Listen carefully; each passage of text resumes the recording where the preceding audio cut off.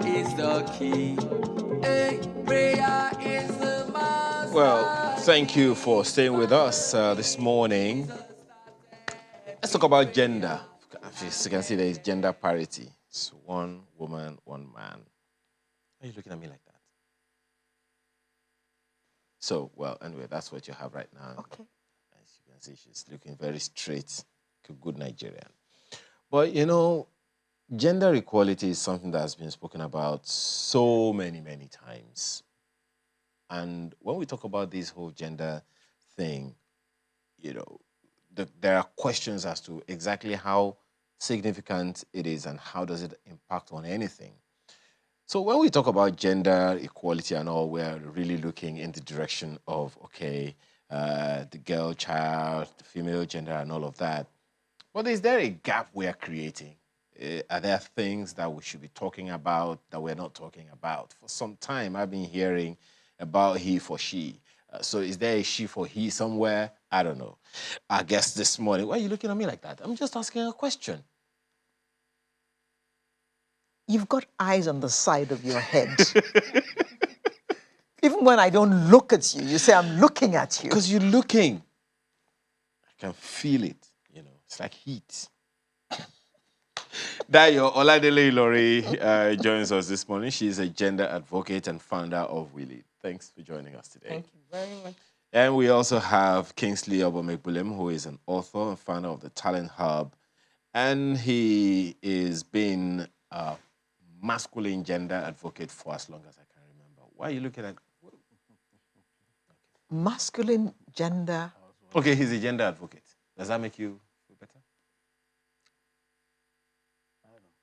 You don't know. He's implying that you are against this gender. No. He has a manhood program on a radio station. I have a show that helps to redefine masculinity. You see? How's that different? Anyway, thanks for joining us this morning. Thank you. Dayo, are you redefining the female gender as well? Yes, in a way, because when you talk about looking at the gaps, like you mentioned earlier, there's a lot of noise and good noise, I must say, about the female gender, about girls, you know, empowering women, empowering girls. And I mean, this speaks also to the SDG 5, the United Nations Sustainable Development Goal. But there's a huge gap. And that gap we see in the male conversation. So when you talk about the male conversation, you talk about the boy child. Yes. And because the male conversation. Yes, because for us... Which he is buttressing through his program. Yes, and this is important. Yeah, but it's in the right perspective. It's in the perspective that we all should be talking about. Yes. Which is? Which is helping the male man, you know, the male gender now. So The male woman. yeah, but, you know, when we use the word man, it talks about humanity. Human being, yeah, okay. Generally. You know, Okay. yes. So the male. Yes. Yes. Knowing that you are equal with a woman. That's it. Now I can Yes. relax. Yeah, that's what it is. Thank you. Yes. Because there is no study that shows, apart from our physical appearances, there's no study that has shown that the man has more brain than I have. No. Because many of us have gone through school with them and we beat them in class. But for some strange reason, they still look down on us. That's it. Maybe because you are not as... Even my sons tell me, Mommy, you're such a girl. You are afraid of a cockroach. Yes, I am. And that doesn't need to be anything less. You're trying to make a statement. Yeah, so just in line what he has been discussing, this whole conversation, for us to achieve that SDG 5, that equality for women, for girls, we must tilt the discussion a bit to accommodate the boys and the men. For us to achieve these goals, we need the males as allies, as supporters, as change agents, you know, in this whole process. So what we've seen over the years is a one-sided discussion, talking to women. Women are pushing. And just use this analogy, which I usually use, is like telling the rat to, you know, hide, you know, and the cat is not in any leash. So the rat is running. With time, the cat will catch up. So you find, we say, oh, don't allow boys to touch you. Don't allow Don't go into a secret place with boys. Don't let them take advantage of you. But have we told boys also not to touch girls? Have we educated them? Are they aware that it's wrong to rape? Do they understand consent? So these are some of the conversations that have not been had, that a lot of people have shied away from. Let me ask you the same question. These gaps, what are they? Well, you can summarize them in one word. And it finds expression in so many areas. I think she alluded to it. The gap is basically that of men being told they are better than women. It's as simple as that. Who is telling them? But it has been in our socialization. That is how we were raised. Yes. There are schools today where girls cannot compete for the post of prefect. It's reserved for boys. School. Yes. Mixed schools. Yes. In this Nigeria. In this Lagos. Lagos. It's a lie. I can So give there you cannot an be a innuendo. head girl. There can only be a head boy. Yes. And I said, Or a head prefect. There can be a head prefect. is a prefect. Some people still believe a pilot is a man. Some people who went to school still believe when you say, I'm a doctor, I'm expecting a doctor. And a woman shows up. Like, I thought you said the doctor is coming in. So she cannot be a Yes.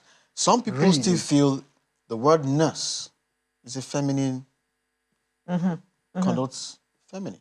So if Ayo says, my doctor is my younger brother, my nurse is my younger brother, it's like, excuse me, where's that coming from? A male Or nurse. a doctor, Mrs. Now, the word male nurse shouldn't exist. A nurse is a nurse. It's a nurse. So that's where we are. So it starts to find expression through you hire someone and the person is a journalist. The person is a reporter. You're sending the person to an assignment and say, oh no, she can't cover defense. Let's send Ayo. Who says she can't cover crime? Christian Amanpour to the rescue. Excuse me, you get it now. So, what do? Let her cover Ministry of Women Affairs. Fashion. Fashion and stuff. Yes, education. They should come to Channels Television and meet our crime reporter. Now you're talking. Despite the feats achieved by the likes of Amanpour and what's this, Clarissa Ward and the rest of them, they are not moved. To them, you are just a woman. And so when you're negotiating what you want to earn, like, what are you doing? Why should we pay you this much when you are just covering education? And you saw what happened, the US football team, the female football team, where they had to demand for equal pay with the male footballers, So this thing, it happens. And my question is... And in tennis, the women earn the same as the men now? Even though the men are saying, okay, we play 5 sets, but the women play only 3 sets. That's it. But, sorry, the ticket is the same. The gate fee is the same. But the men are paying it. Well, the stadiums are fuller when the women are playing. As you well know. So, you get it now. And the question I always ask is, this woman or this individual who she plays football and wins laurels, despite shedding blood 5 days a month, sometimes 7 days. We even found out that some people played football while they were pregnant without knowing, until they had to go for test and found out that you're 3 months pregnant and you have been playing football. So, like I said, it's easier for us to break down this narrative so that when you hear gender, it looks vague to so many people. But when you put up all of this construct and how they find expression, we can now decide to address them. And lastly, some men will rather allow their girls to stop schooling at a certain age. You know why? So that she can find a husband. That men don't like women who are too educated. Yes. Who says? Socialization. But the men are changing now, aren't they?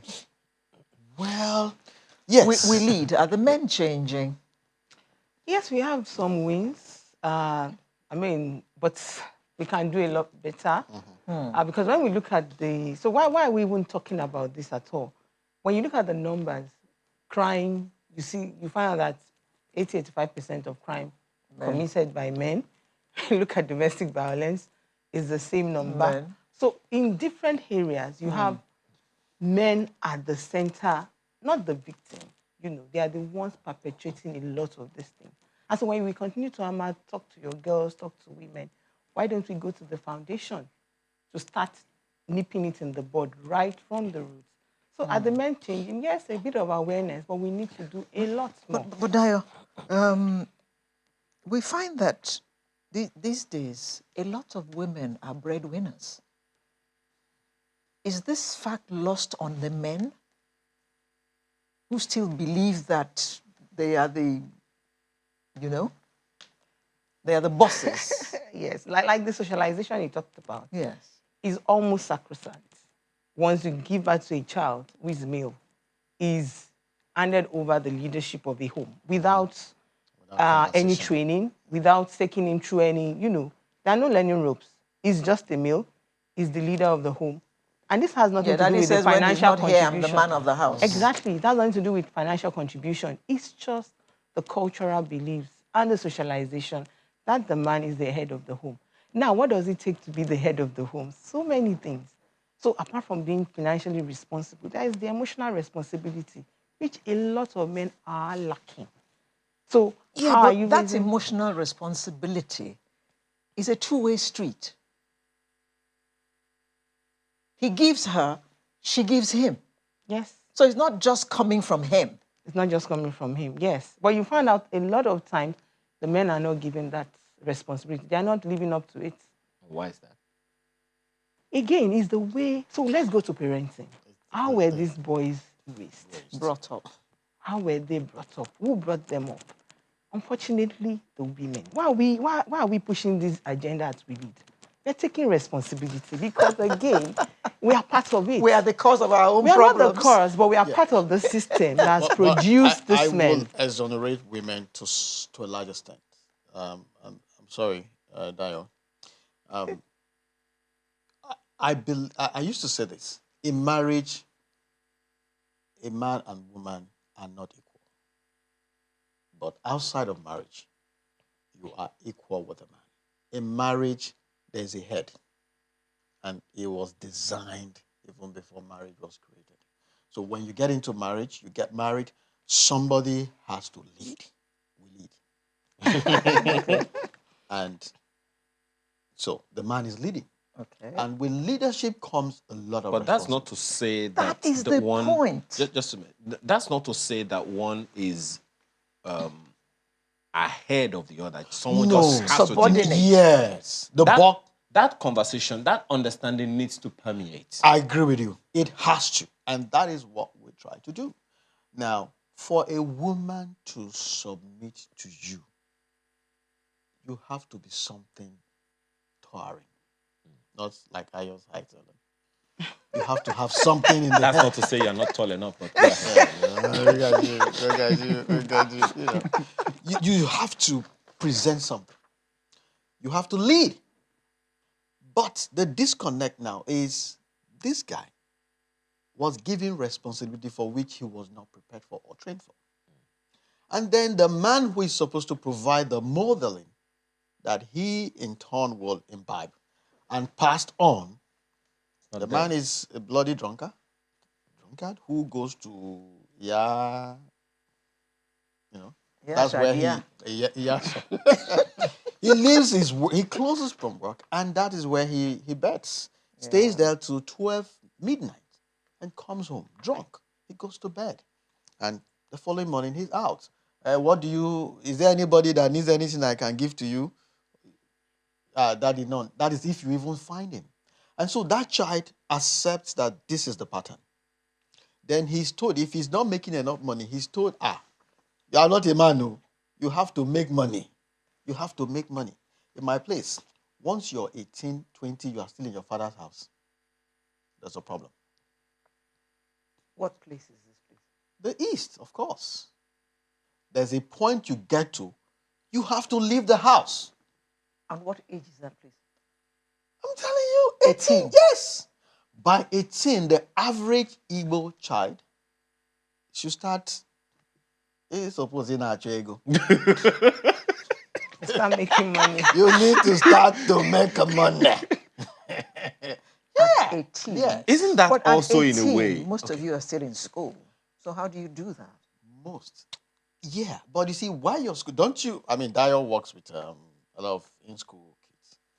How many of the boys you work with? How many of them are schooling?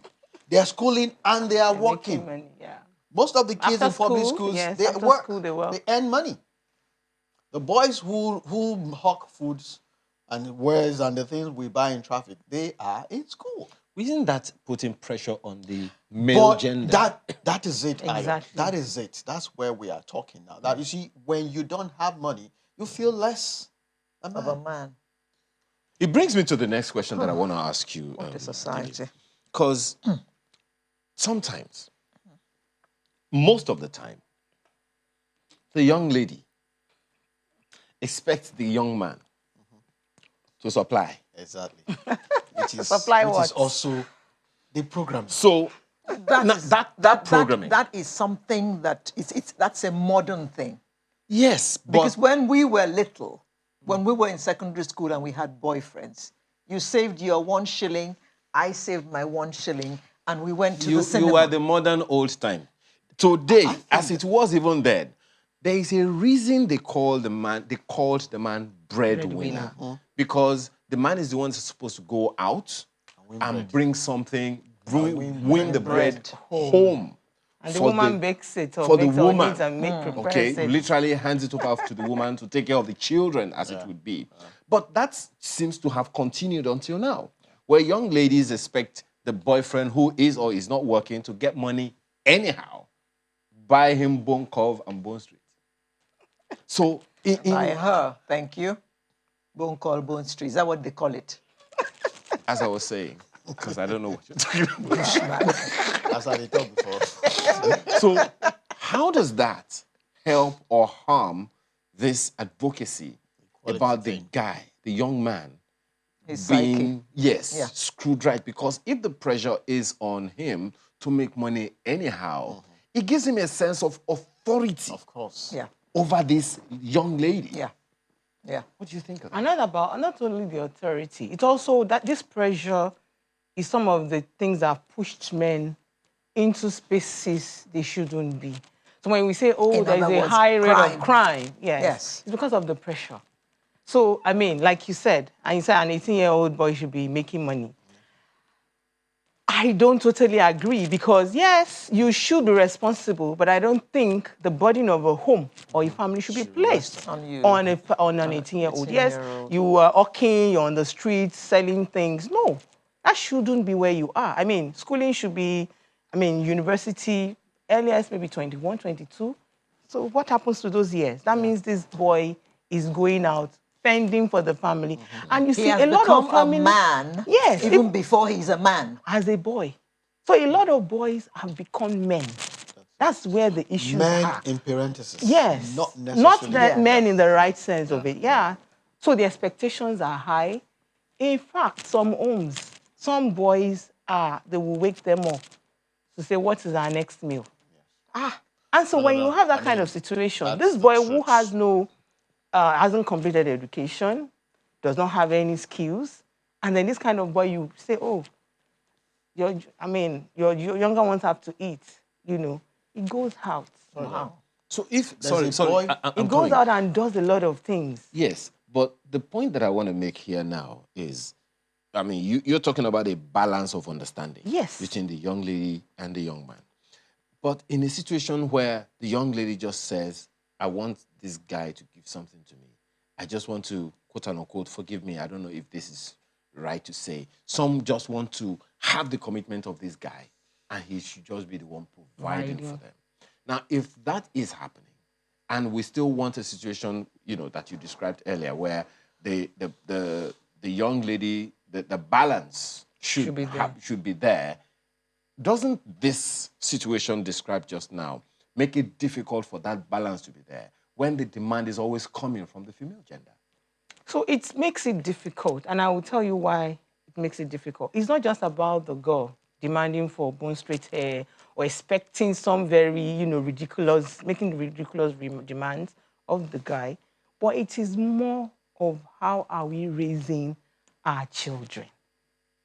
Women are raising slay queens, young girls who can't even afford to buy recharge cards, but are holding phones that are in millions. iPhones. iPhones.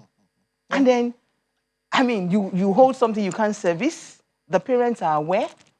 So these are the, and when we're talking, I mean, outside there are a lot of legs to this conversation, a lot of legs to this advocacy. When we move from boys, we move to girls.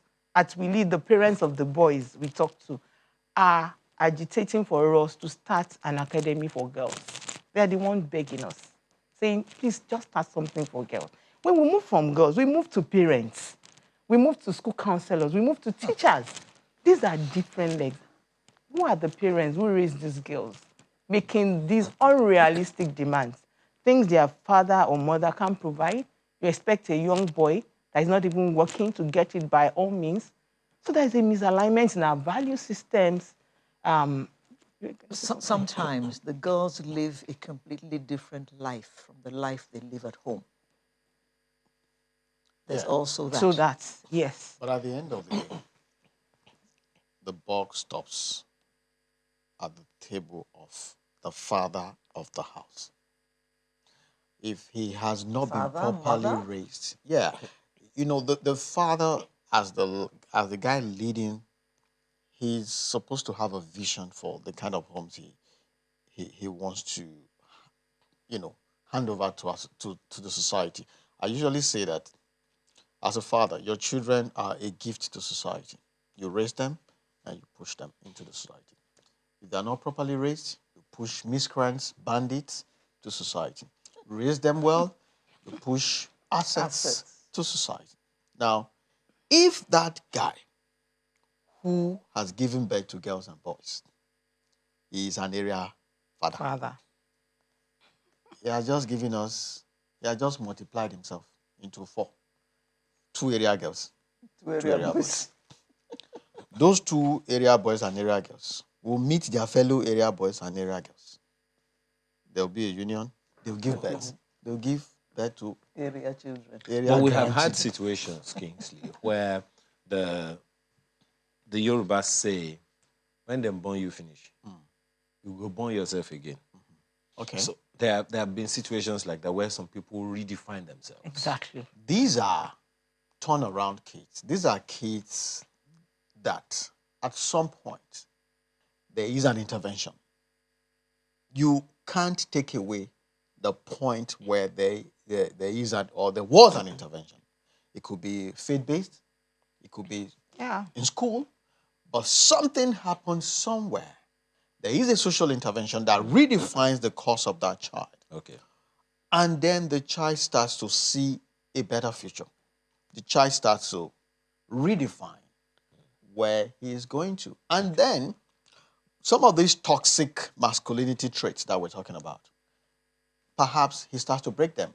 Some of which are, if you don't get money, Hide your face. he will address that. Every woman is at your beck and call. Somebody will help him say, Oga, it's not like that. Not be so. Okay. And so on and so forth. And then the issue of 6 packs is what makes you a man, even when you don't have any pack upstairs. You get it? So, but we underestimate the need for that intervention. We underestimate, or rather don't even bring into conversation how to bring that intervention. Because I was telling Dayo while we were in the waiting room that every criminal today, at some point in their life, were in school. It brings me to the question that I want to ask you. He talked about that intervention. How do we multiply that? How do we make that? Is it possible to make that a norm, this kind of intervention, where you just meet it and you just go with it? Because you talked about values.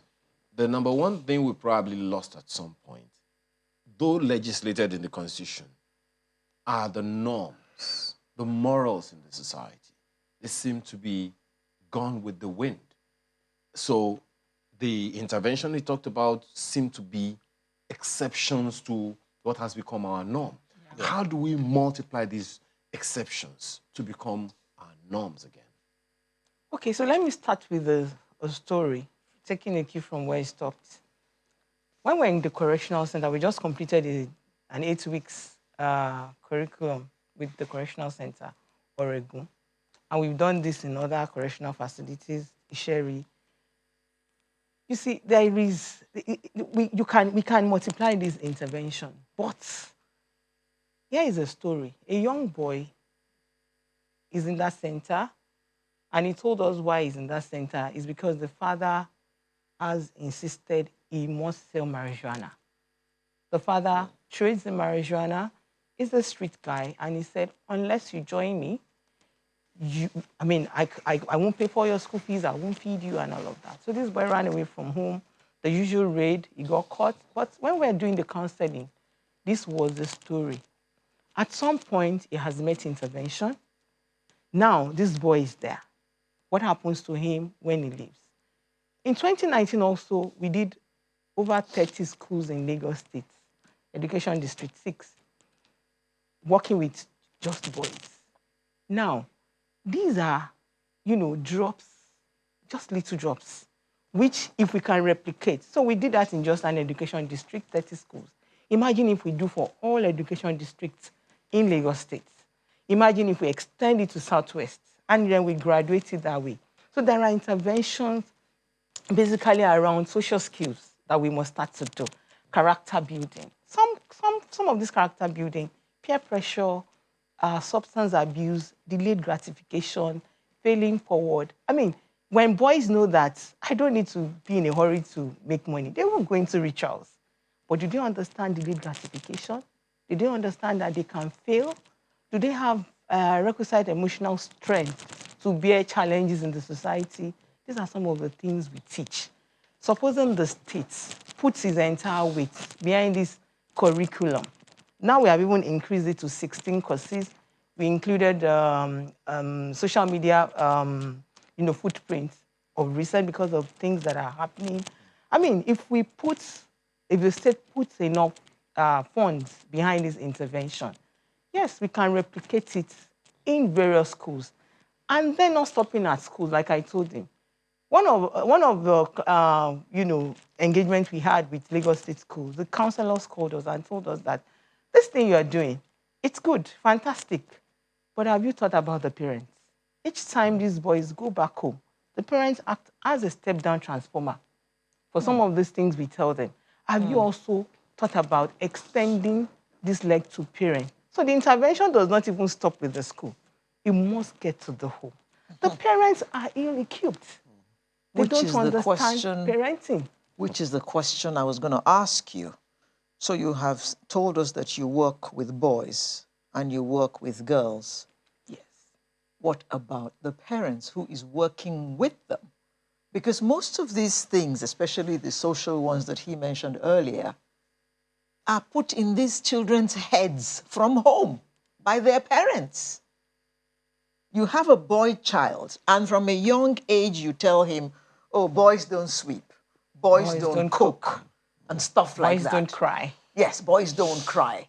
So they have over-bloated ideas about themselves, and they carry that into adulthood and behave that way to the women that they come across. Yeah. So who is talking to the parents? I think... Well, we lead.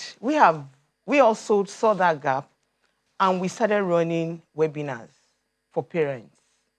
Now, why are we running these webinars? To also get parents to the space. In fact, one of our online, so we have an online school too called We Lead Boys Academy. We also insist that parents attend these 2 weeks classes, parents are involved. So that as we are talking to the boys, they are listening to our conversation and they are involved. Because we can't talk to all parents, we also extended it by having external webinars. All this started during COVID. So we've not been able to do like a physical engagement with parents.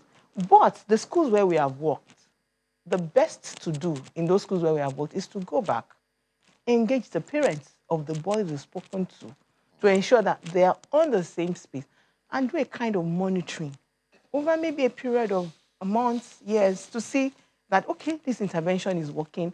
What else can we do? So those are some of the things. Someone said, I don't know whether it's Socrates or he said, poverty is the mother of all crimes. And I add to this, poverty is the mother of all dysfunctional behaviors. And I can prove it.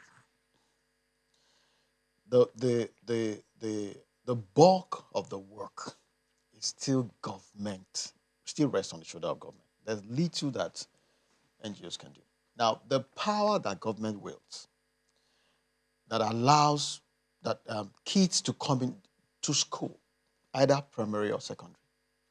Now, when government wants to mandate things from you, when government wants to compel you to do things, they know how to go about it. Is it tax? Is it, name it. But we have taken for granted the fact that most of the miscreants that we have in society today came from homes. It doesn't occur to us that the so-called banditry, somebody, a man and a woman, gave birth to him. And at some point, he was in primary school. It could be primary one. Now, when this child comes into primary one, which is the funnel that allows government to influence these kids and then their homes, what do we do? So we allow them come through school. They are influenced by fellow potential miscreants. And then at some point, they drop off. And then they go to the underworld and we lose them. So my recommendation is, if the Ministry of Education and the Ministry of Youth and Social Welfare, if they can form a good synergy that develop designs and interventions such that we are not just teaching children academics, we are also equipping them with social skills and helping to deconstruct some of the toxic masculinity, thinking that they come with for boys. I was actually, and that way, yeah, and my apologies. You speak to it, perhaps just a second leg to that same conversation, because I was going to ask, and you may also want to speak to it later, how useful, functional the academic curriculum is. How welcoming, how engaging is that content, is the academic content for the young man or even the young lady? Because growing up, some of us hated maths. I won. And the number of people right now, in fact, what I was told when I was growing up is, if you don't know maths, you cannot succeed in this life. And you were afraid of failing in life. I was not only afraid, I cried. And there are people who still have that orientation now because they are wondering, how does Pythagoras' theorem help me affect my life? How affect my life? Okay. How does half base find X times height find X? How do you All those find things. X? When I never had a girlfriend. Now, quickly, Oh my goodness. let me just say this. Our curriculum, there's no problem with our curriculum. I can say that any day, anytime. The problem with our curriculum is with those implementing it. If you don't love children, whether you are in private or public school, you can't impact them. Simple. Let them bring curriculum from Finland for you. You can't do much. So we don't have a problem with our curriculum. Now, two, when children come into school, you have, in education, you have psychomotor, you have affective and cognitive. The academic, the learning, the sports, and the behavior. It is that behavior that we have a problem. That's where the issue is. That's where the issue is. Not the academics. We're teaching, we're trying. You still have kids in public school who best... My apologies. You are essentially saying this whole thing is a foundational problem. Yes! Now, let's assume that we have lost a generation. Now, you both are saying that we need to build a whole new generation altogether.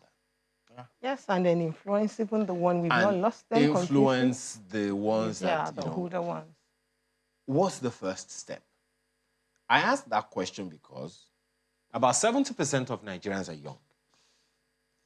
And whether we like it or not, they will, as let me use the King James language, beget another generation like themselves. Ayo, I think we've said that, we've discussed this, we've had this conversation before. And I remember my response to you was, we have to redefine what education is. This is the question I asked you, and you say we don't have a problem with curriculum. Hold on, education, I didn't say school. Okay.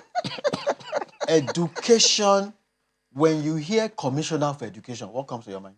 A woman. Book. Oh, sorry. School, book. But that is not education.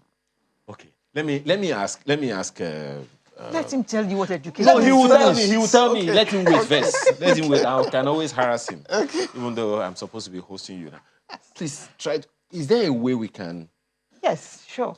So when we started, leaning towards SDG4, which is education, a lot of people felt, when you hear education, it's the chemistry, biology, for the maths that comes to your mind.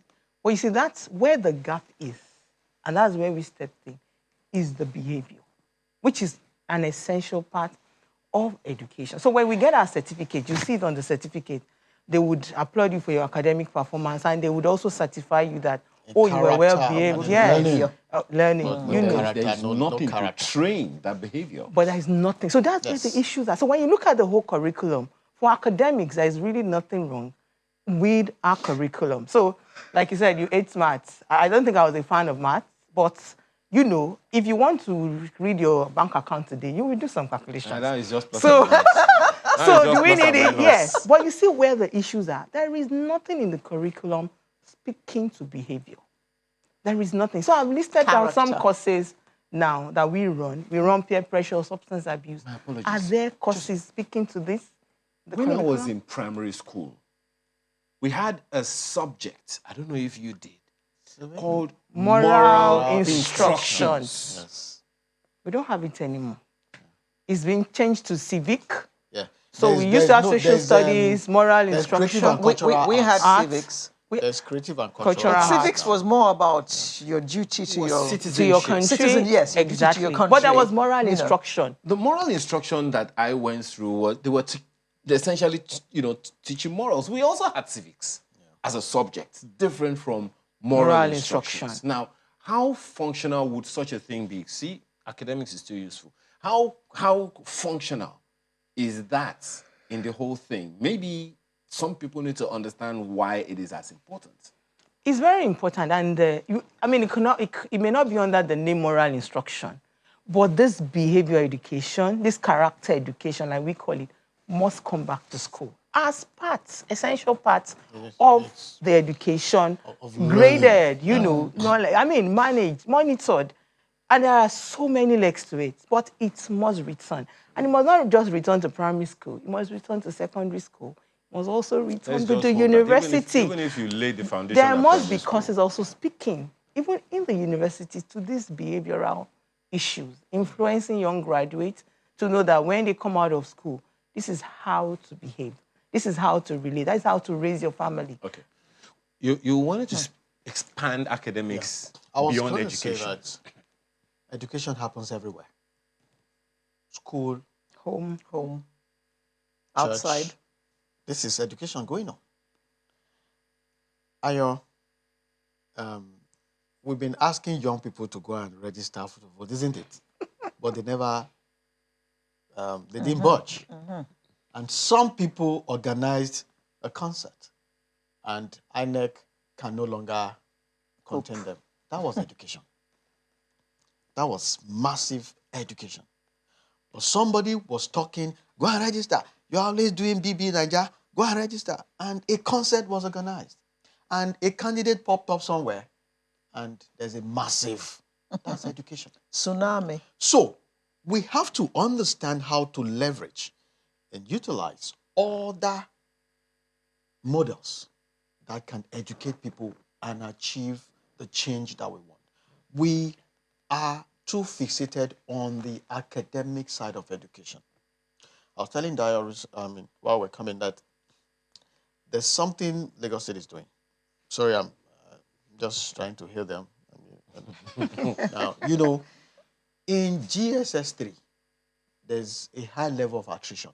Attrition is drop off. So GSS 3 into SS1, if you started school with 200 students, about 50 will drop off at GSS 3. The remaining 150, about 50 will drop off SS2 to SS3. So attrition is high. And why do they drop off? Because they have not been properly taught. So when they are about to write entrance exams, they I go kukuma fail, let me just find my way. So when they find their way, they drop off school, they don't go to anywhere other than the streets. And some get pregnant like the girls. And, so Lagos State designed a program that said, okay, don't drop off. Don't drop. Stay in school. But what do you want to learn? Oh, I want to repair GSM. Okay. Come to school. Be repairing your GSM, but still stay in class. Do your favorite subjects. And be moving. And be moving. Once you know you have enough skill to repair phones and earn money, you can exit. So you leave school, but you have something. trade. Which is one of the things. You get it? So it brings us back to, so the same way, if we want to mold character, which is the affective that is missing, we can still design a construct like this. But the problem is, do we want to? We'll hang that question because obviously the question, the answer is not in this room. You both have laid it at the foot of government. We have to thank you. Clearly, every time we have this kind of conversation, what I say Very is interesting. it's just a conversation starter. That's Because right. we really, never really can exhaust But it's also the important, Arya, conversations. to know who is doing what. So we can learn lessons and scale up. Because sometimes these things look like rocket science, but it's not. Well, we're going to have to give people your phone number and your phone number so that Oladile Ilori is a gender advocate and founder of We Lead Network. Thank you so much Thank for your you time very this much morning. for having me. As well as Kingsley Obamegbulem, who is an author. By the way, the book is titled When Fishes Climb Trees. Did you hear that? Yes, Sorry? exactly. When Fishes Climb Trees. Fishes climb trees. Yeah. Well, it's you talk about it after this sign off. He is founder also of the Talent Hub, and he hosts a manhood show on radio. Thank you so much for your time this Thank you morning. so much, Arya. Sunrise is back after now with the home stretch. Please stay with us.